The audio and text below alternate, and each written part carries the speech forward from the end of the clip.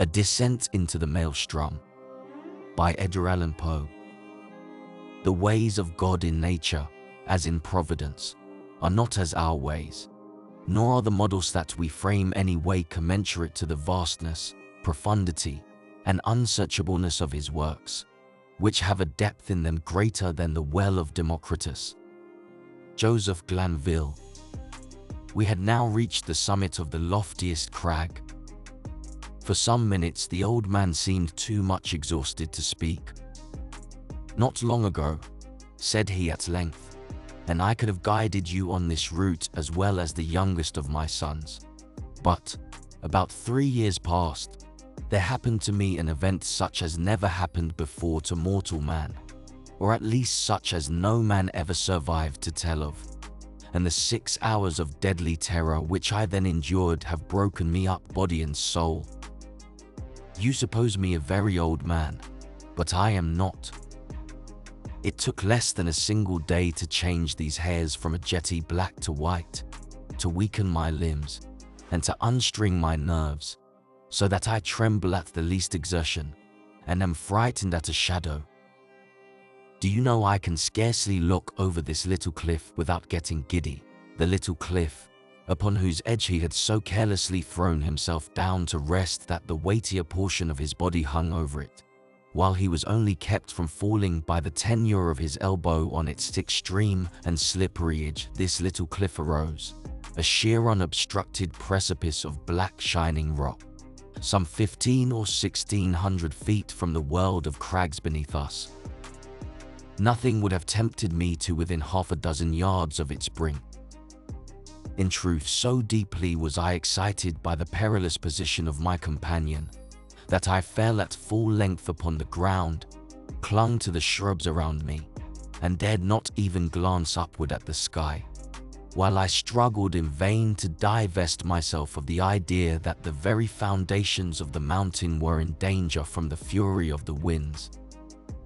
It was long before I could reason myself into sufficient courage to sit up and look out into the distance. "You must get over these fancies," said the guide, "for I have brought you here that you might have the best possible view of the scene of that event I mentioned, and to tell you the whole story with the spot just under your eye. We are now," he continued, in that particularizing manner which distinguished him, "we are now close upon the Norwegian coast in the 68th degree of latitude in the great province of Nordland, and in the dreary district of Lofoten. The mountain upon whose top we sit is Helseggen, the Cloudy. Now raise yourself up a little higher, hold on to the grass if you feel giddy, so, and look out, beyond the belt of vapor beneath us, into the sea." I looked dizzily, and beheld a wide expanse of ocean, whose waters wore so inky a hue as to bring at once to my mind the Nubian geographer's account of the Mare Tenebrarum. A panorama more deplorably desolate no human imagination can conceive. To the right and left, as far as the eye could reach, there lay outstretched, like ramparts of the world, lines of horridly black and beetling cliff, whose character of gloom was but the more forcibly illustrated by the surf which reared high up against it its white and ghastly crest, howling and shrieking forever. Just opposite the promontory upon whose apex we were placed, and at a distance of some 5 or 6 miles out at sea, there was visible a small, bleak-looking island, or, more properly, its position was discernible through the wilderness of surge in which it was enveloped. About 2 miles nearer the land arose another of smaller size, hideously craggy and barren, and encompassed at various intervals by a cluster of dark rocks.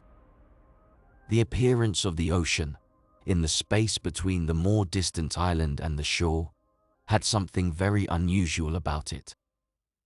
Although, at the time, so strong a gale was blowing landward that a brig in the remote offing lay to under a double-reefed trysail, and constantly plunged her whole hull out of sight, still there was here nothing like a regular swell, but only a short, quick, angry cross-dashing of water in every direction, as well in the teeth of the wind as otherwise. Of foam there was little except in the immediate vicinity of the rocks. The island in the distance, resumed the old man, is called by the Norwegians Vurg. The one midway is Moskow. That a mile to the northward is Ambaren. Yonder are Eilsen, Hot Home, Keeled Helm, Swaven, and Buck Home. Further off, between Moskow and Vurg, are Otterholm, Flyman, Sandflesen, and Stockholm. These are the true names of the places, but why it has been thought necessary to name them at all is more than either you or I can understand. Do you hear anything? Do you see any change in the water? We had now been about 10 minutes upon the top of Helseggen, to which we had ascended from the interior of Lofoden, so that we had caught no glimpse of the sea until it had burst upon us from the summit. As the old man spoke, I became aware of a loud and gradually increasing sound, like the moaning of a vast herd of buffaloes upon an American prairie. And at the same moment I perceived that what seamen term the chopping character of the ocean beneath us was rapidly changing into a current which set to the eastward. Even while I gazed, this current acquired a monstrous velocity. Each moment added to its speed, to its headlong impetuosity. In 5 minutes the whole sea, as far as Vurg, was lashed into ungovernable fury. But it was between Moskow and the coast that the main uproar held its sway. Here the vast bed of the waters, seamed and scarred into 1,000 conflicting channels, burst suddenly into frenzied convulsion, heaving, boiling, hissing, gyrating in gigantic and innumerable vortices, and all whirling and plunging on to the eastward with a rapidity which water never elsewhere assumes except in precipitous descents. In a few minutes more, there came over the scene another radical alteration.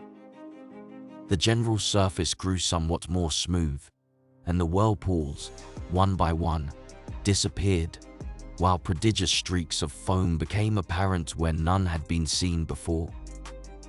These streaks, at length, spreading out to a great distance, and entering into combination, took unto themselves the gyratory motion of the subsided vortices, and seemed to form the germ of another more vast. Suddenly, very suddenly, this assumed a distinct and definite existence, in a circle of more than a mile in diameter. The edge of the whirl was represented by a broad belt of gleaming spray, but no particle of this slipped into the mouth of the terrific funnel, whose interior, as far as the eye could fathom it, was a smooth, shining, and jet-black wall of water, inclined to the horizon at an angle of some 45 degrees, speeding dizzily round and round with a swaying and sweltering motion, and sending forth to the winds an appalling voice, half shriek, half roar, such as not even the mighty cataract of Niagara ever lifts up in its agony to heaven. The mountain trembled to its very base, and the rock rocked. I threw myself upon my face, and clung to the scant herbage in an excess of nervous agitation. "This," said I at length, to the old man, "this can be nothing else than the great whirlpool of the Maelström." "So it is sometimes termed," said he. "We Norwegians call it the Moskow Strom, from the island of Moskow in the midway." The ordinary accounts of this vortex had by no means prepared me for what I saw. That of Jonas Ramus, which is perhaps the most circumstantial of any, cannot impart the faintest conception either of the magnificence, or of the horror of the scene, or of the wild, bewildering sense of the novel which confounds the beholder. I am not sure from what point of view the writer in question surveyed it, nor at what time, but it could neither have been from the summit of Helseggen, nor during a storm. There are some passages of his description, nevertheless, which may be quoted for their details, although their effect is exceedingly feeble in conveying an impression of the spectacle. Between Lofoden and Moskow, he says, the depth of the water is between 36 and 40 fathoms. But on the other side, toward Verg, this depth decreases so as not to afford a convenient passage for a vessel, without the risk of splitting on the rocks, which happens even in the calmest weather. When it is flood, the stream runs up the country between Lofoden and Moskow with a boisterous rapidity, but the roar of its impetuous ebb to the sea is scarce equalled by the loudest and most dreadful cataracts, the noise being heard several leagues off, and the vortices or pits are of such an extent and depth that if a ship comes within its attraction, it is inevitably absorbed and carried down to the bottom, and there beat to pieces against the rocks. And when the water relaxes, the fragments thereof are thrown up again. But these intervals of tranquility are only at the turn of the ebb and flood, and in calm weather, and last but a quarter of an hour, its violence gradually returning. When the stream is most boisterous, and its fury heightened by a storm, it is dangerous to come within a Norway mile of it.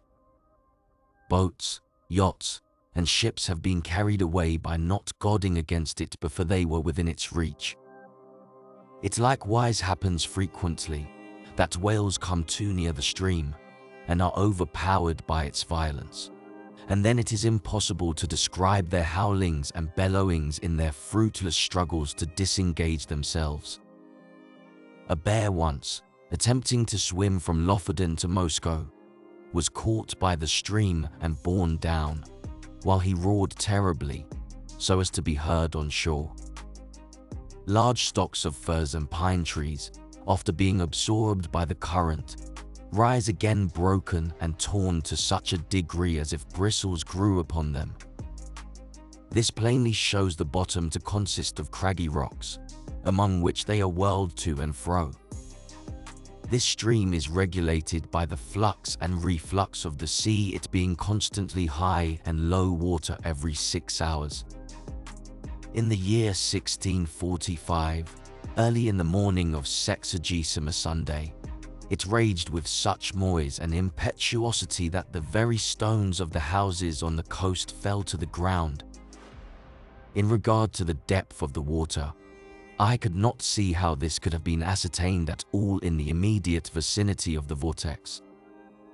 The 40 fathoms must have reference only to portions of the channel close upon the shore, either of Moskow or Lofoden. The depth in the center of the Maelström must be immeasurably greater, and no better proof of this fact is necessary than can be obtained from even the sidelong glance into the abyss of the whirl which may be had from the highest crag of Helseggen.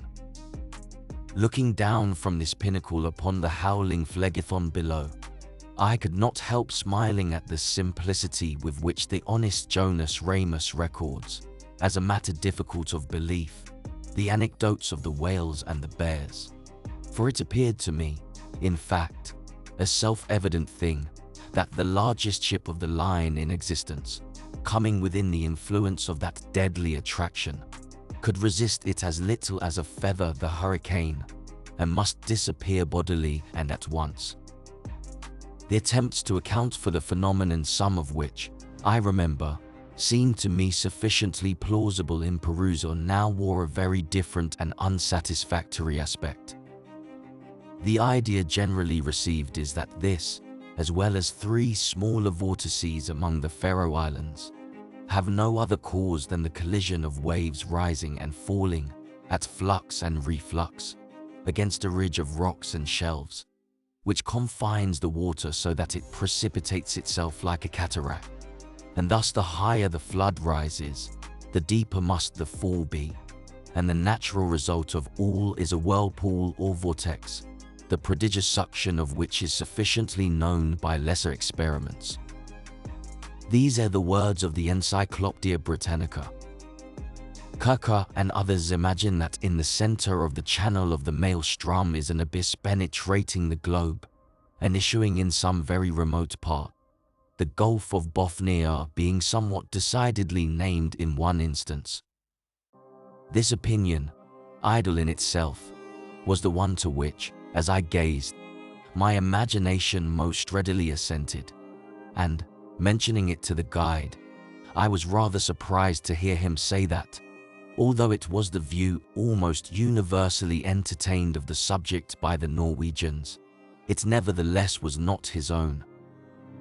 As to the former notion, he confessed his inability to comprehend it, and here I agreed with him, for, however conclusive on paper, it becomes altogether unintelligible and even absurd amid the thunder of the abyss. "You have had a good look at the whirl now," said the old man, "and if you will creep round this crack so as to get in its lee and deaden the roar of the water, I will tell you a story that will convince you I ought to know something of the Maelstrom." I placed myself as desired, and he proceeded. "Myself and my two brothers once owned a schooner-rigged smack of about 70 tons burthen, with which we were in the habit of fishing among the islands beyond Moscow, nearly to Vurg. In all violent eddies at sea there is good fishing, at proper opportunities, if one has only the courage to attempt it. But among the whole of the Lofoten coast men, we three were the only ones who made a regular business of going out to the islands, as I tell you. The usual grounds are a great way lower down to the southward. Their fish can be got at all hours, without much risk, and therefore these places are preferred. The choice spots over here among the rocks, however, not only yield the finest variety, but in far greater abundance, so that we often got in a single day what the more timid of the craft could not scrape together in a week. In fact, we made it a matter of desperate speculation, the risk of life standing instead of labor, and courage answering for capital. We kept the smack in a cove about 5 miles higher up the coast than this, and it was our practice, in fine weather, to take advantage of the 15-minute slack to push across the main channel of the Maelstrom, far above the pool, and then drop down upon anchorage somewhere near Otterholm or Sandfliesen, where the eddies are not so violent as elsewhere. Here we used to remain until nearly time for slack water again, when we weighed and made for home. We never set out upon this expedition without a steady side wind for going and coming, one that we felt sure would not fail us before our return, and we seldom made a miscalculation upon this point. Twice, during 6 years, we were forced to stay all night at anchor on account of a dead calm, which is a rare thing indeed just about here, and once we had to remain on the grounds nearly a week, starving to death, owing to a gale which blew up shortly after our arrival, and made the channel too boisterous to be thought of.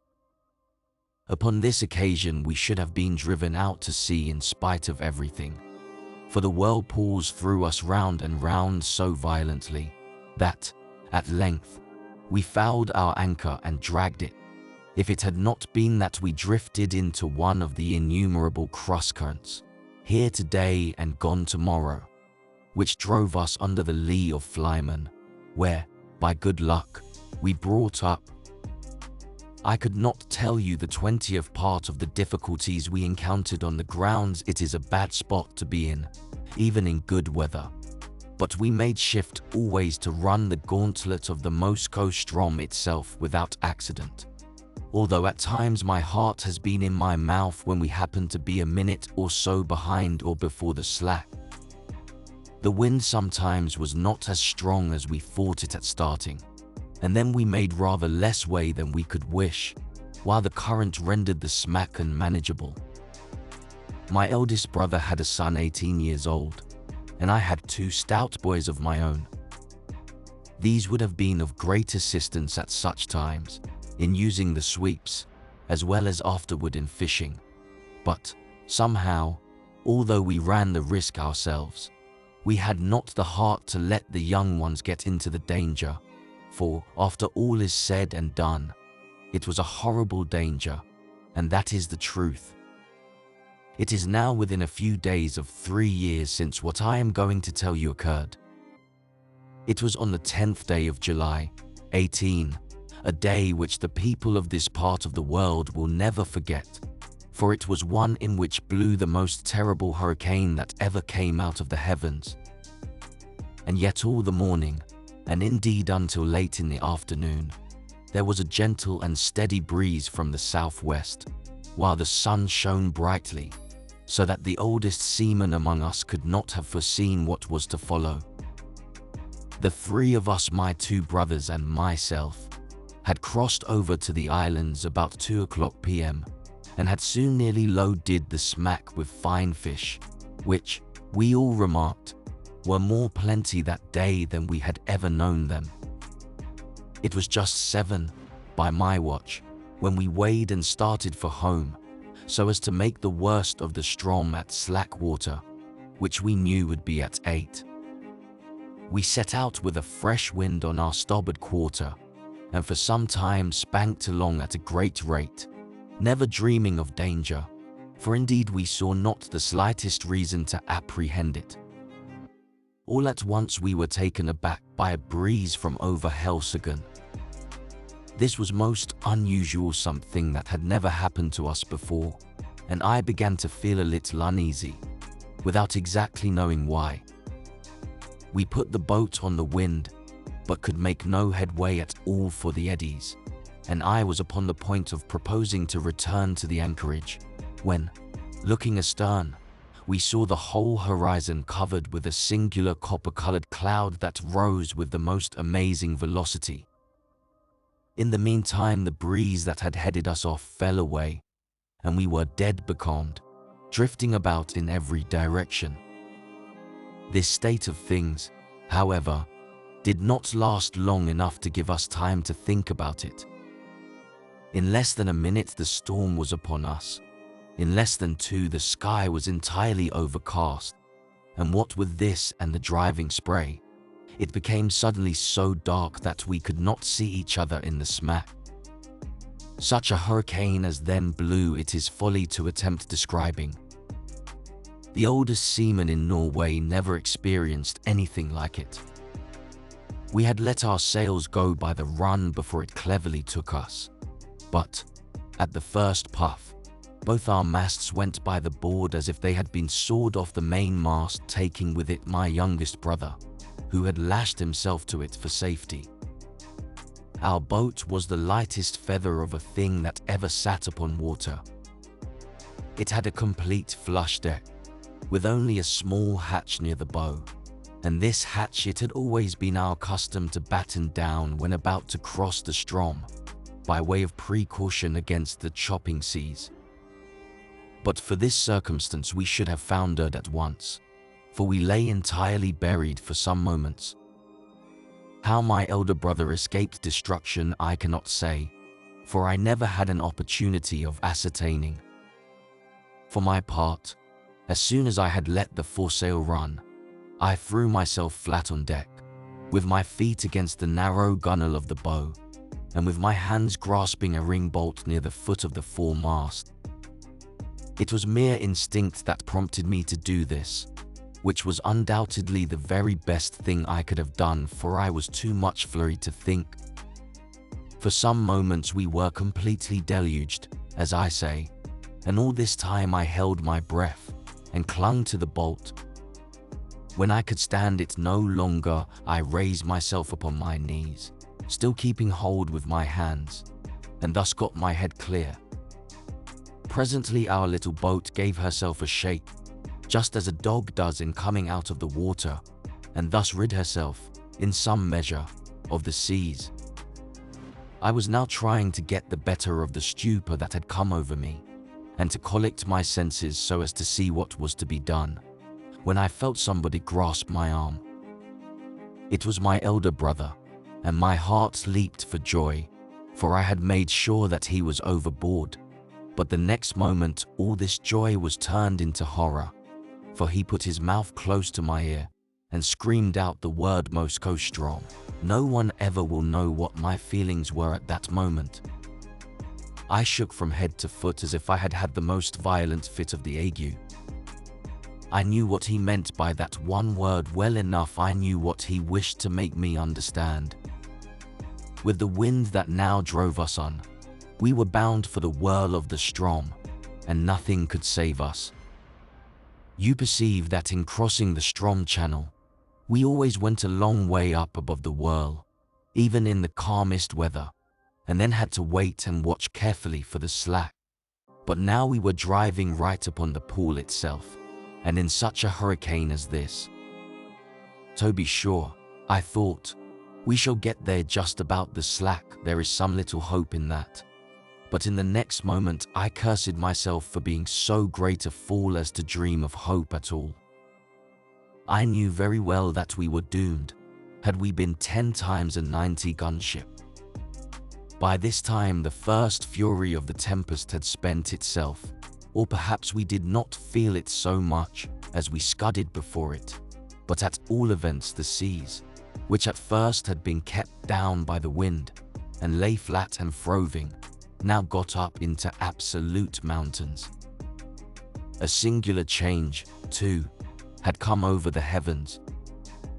Around in every direction it was still as black as pitch, but nearly overhead there burst out, all at once, a circular rift of clear sky, as clear as I ever saw, and of a deep bright blue, and through it there blazed forth the full moon with a luster that I never before knew her to wear. She lit up everything about us with the greatest distinctness, but, oh God, what a scene it was to light up! I now made 1 or 2 attempts to speak to my brother, but, in some manner which I could not understand, the din had so increased that I could not make him hear a single word, although I screamed at the top of my voice in his ear.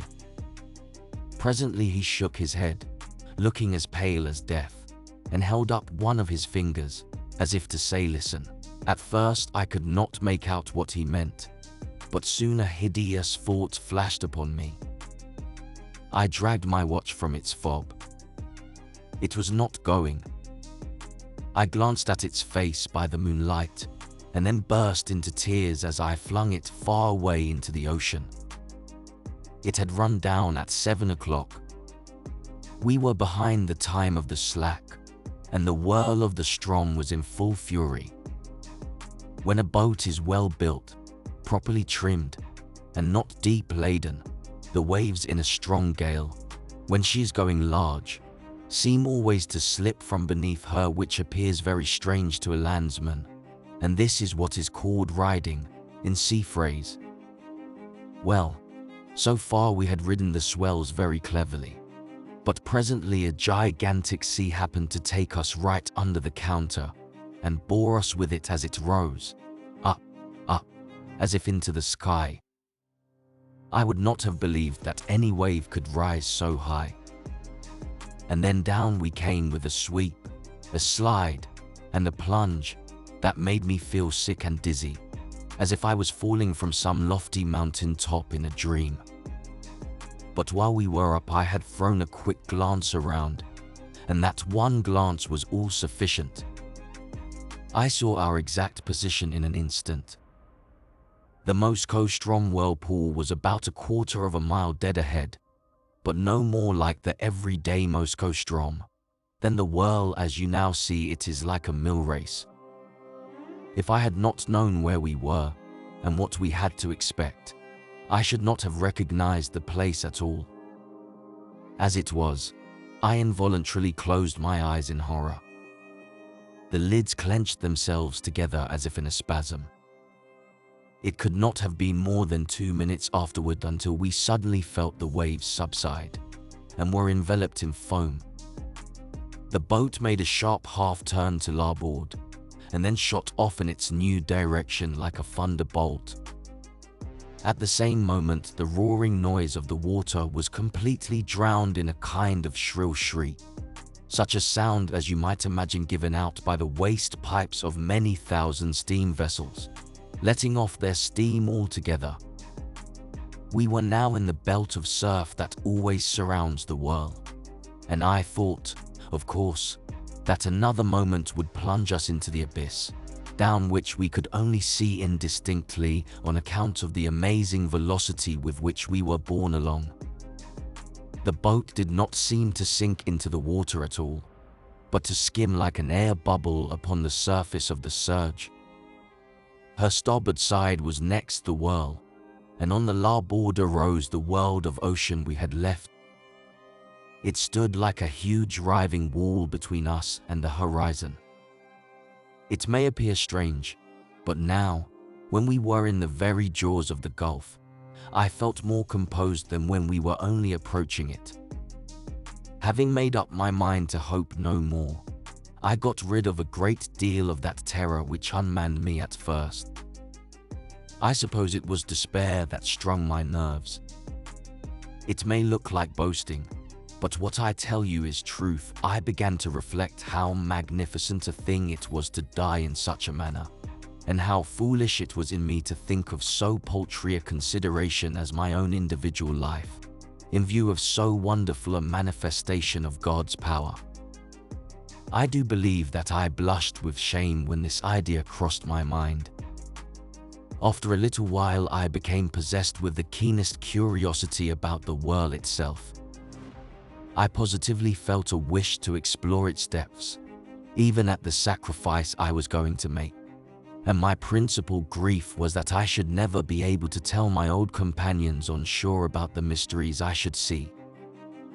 These, no doubt, were singular fancies to occupy a man's mind in such extremity, and I have often thought since that the revolutions of the boat around the pool might have rendered me a little light-headed. There was another circumstance which tended to restore my self-possession, and this was the cessation of the wind, which could not reach us in our present situation. For, as you saw yourself, the belt of surf is considerably lower than the general bed of the ocean, and this latter now towered above us, a high, black, mountainous ridge. If you have never been at sea in a heavy gale, you can form no idea of the confusion of mind occasioned by the wind and spray together. They blind, deafen, and strangle you, and take away all power of action or reflection. But we were now, in a great measure, rid of these annoyances, just as death condemned felons in prison are allowed petty indulgences, forbidden them while their doom is yet uncertain.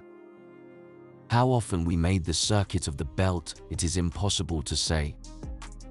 We careered round and round for perhaps an hour, flying rather than floating, getting gradually more and more into the middle of the surge, and then nearer and nearer to its horrible inner edge. All this time I had never let go of the ring-bolt. My brother was at the stern, holding on to a small empty water cask which had been securely lashed under the co-op of the counter, and was the only thing on deck that had not been swept overboard when the gale first took us. As we approached the brink of the pit, he let go his hold upon this, and made for the ring, from which, in the agony of his terror, he endeavored to force my hands, as it was not large enough to afford us both a secure grasp.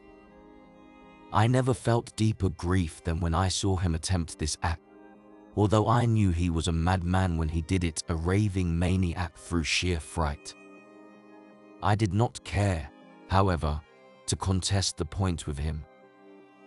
I knew it could make no difference whether either of us held on at all, so I let him have the bolt, and went astern to the cask. This there was no great difficulty in doing, for the smack flew round steadily enough, and upon an even keel, only swaying to and fro, with the immense sweeps and swelters of the whirl. Scarcely had I secured myself in my new position, when we gave a wild lurch to starboard, and rushed headlong into the abyss. I muttered a hurried prayer to God, and thought all was over. As I felt the sickening sweep of the descent, I had instinctively tightened my hold upon the barrel and closed my eyes. For some seconds I dared not open them, while I expected instant destruction and wondered that I was not already in my death struggles with the water. But moment after moment elapsed. I still lived. The sense of falling had ceased, and the motion of the vessel seemed much as it had been before, while in the belt of foam, with the exception that she now lay more along. I took courage and looked once again upon the scene.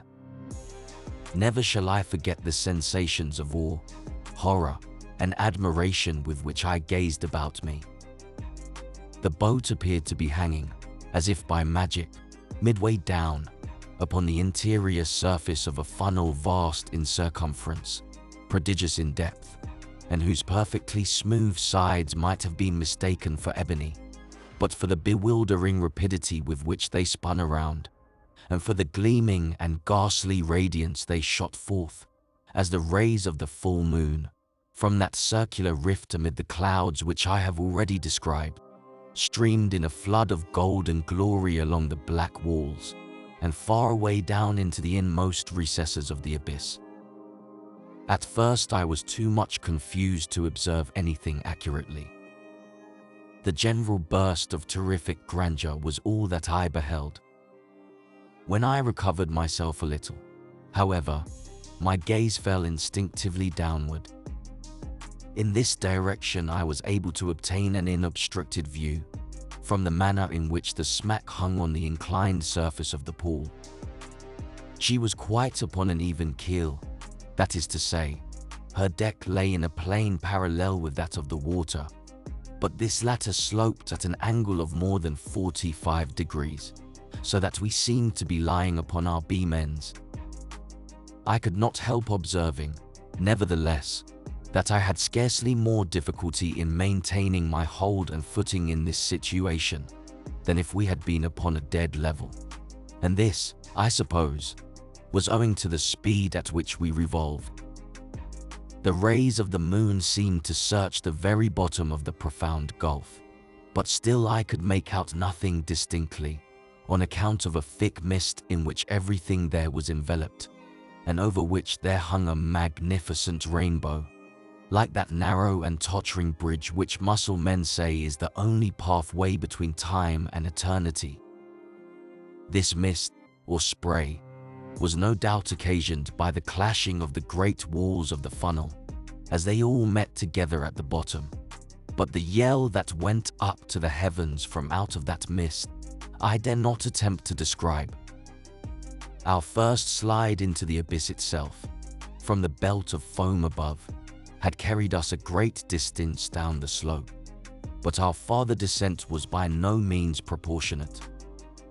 Round and round we swept, not with any uniform movement, but in dizzying swings and jerks that sent us sometimes only a few hundred yards, sometimes nearly the complete circuit of the world. Our progress downward, at each revolution, was slow, but very perceptible. Looking about me upon the wide waste of liquid ebony on which we were thus borne, I perceived that our boat was not the only object in the embrace of the world. Both above and below us were visible fragments of vessels, large masses of building timber and trunks of trees, with many smaller articles, such as pieces of house furniture, broken boxes, barrels and staves.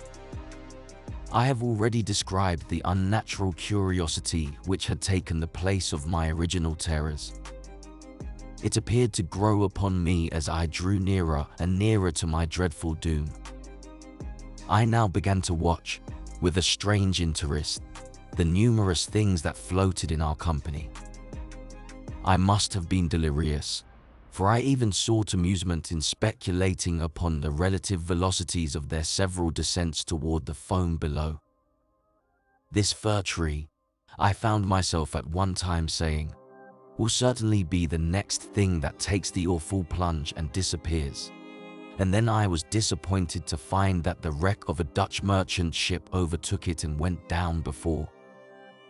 At length, After making several guesses of this nature, and being deceived in all this fact, the fact of my invariable miscalculation set me upon a train of reflection that made my limbs again tremble, and my heart beat heavily once more. It was not a new terror that thus affected me, but the dawn of a more exciting hope. This hope arose partly from memory, and partly from present observation. I called to mind the great variety of buoyant matter that strewed the coast of Lofoten, having been absorbed and then thrown forth by the Maelström. By far the greater number of the articles were shattered in the most extraordinary way, so chafed and roughened as to have the appearance of being stuck full of splinters. But then I distinctly recollected that there were some of them which were not disfigured at all. Now I could not account for this difference except by supposing that the roughened fragments were the only ones which had been completely absorbed, that the others had entered the whirl at so late a period of the tide, or, for some reason, had descended so slowly after entering, that they did not reach the bottom before the turn of the flood came, or of the ebb, as the case might be. I conceived it possible, in either instance, that they might thus be whirled up again to the level of the ocean, without undergoing the fate of those which had been drawn in more early, or absorbed more rapidly. I made, also, 3 important observations. The first was, that, as a general rule, the larger the bodies were, the more rapid their descent. The second, that, between 2 masses of equal extent, the one spherical, and the other of any other shape, the superiority in speed of descent was with the sphere. The third, that, between 2 masses of equal size, the one cylindrical, and the other of any other shape, the cylinder was absorbed the more slowly. Since my escape, I have had several conversations on this subject with an old schoolmaster of the district, and it was from him that I learned the use of the words cylinder and sphere.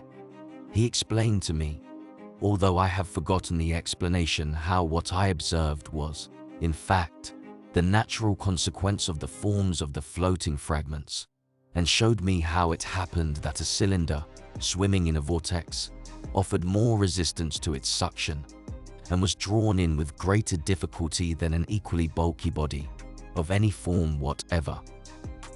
There was one startling circumstance which went a great way in enforcing these observations, and rendering me anxious to turn them to account, and this was that, at every revolution, we passed something like a barrel, or else the yard or the mast of a vessel, while many of these things, which had been on our level when I first opened my eyes upon the wonders of the whirlpool, were now high up above us, and seemed to have moved but little from their original station.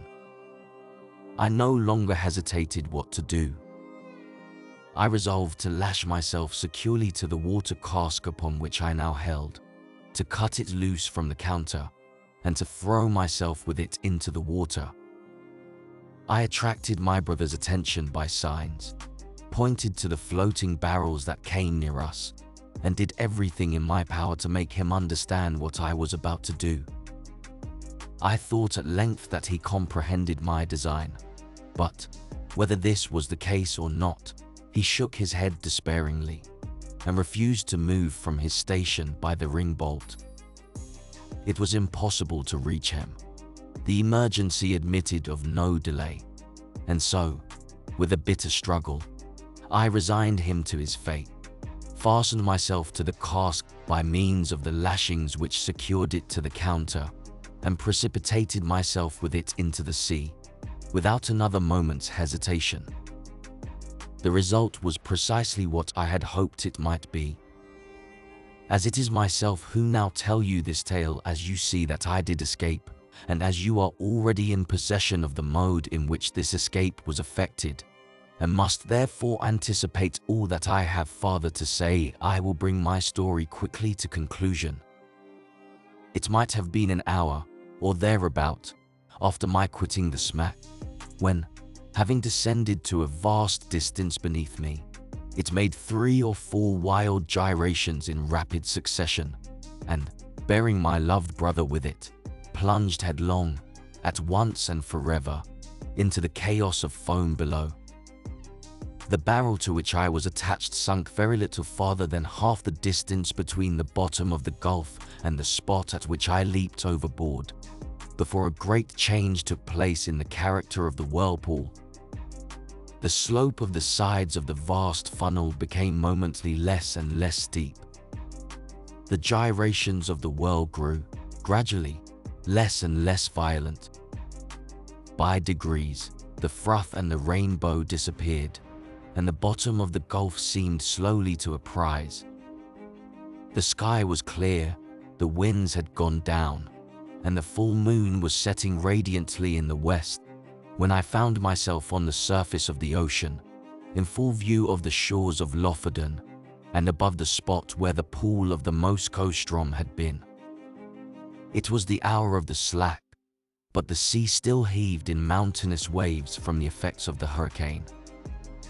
I was borne violently into the channel of the Strom, and in a few minutes was hurried down the coast into the grounds of the fishermen. A boat picked me up exhausted from fatigue, and, now that the danger was removed, speechless from the memory of its horror. Those who drew me on board were my old mates and daily companions, but they knew me no more than they would have known a traveler from the spirit land. My hair, which had been raven black the day before, was as white as you see it now. They say too that the whole expression of my countenance had changed. I told them my story, they did not believe it. I now tell it to you, and I can scarcely expect you to put more faith in it than did the merry fishermen of Lofoten.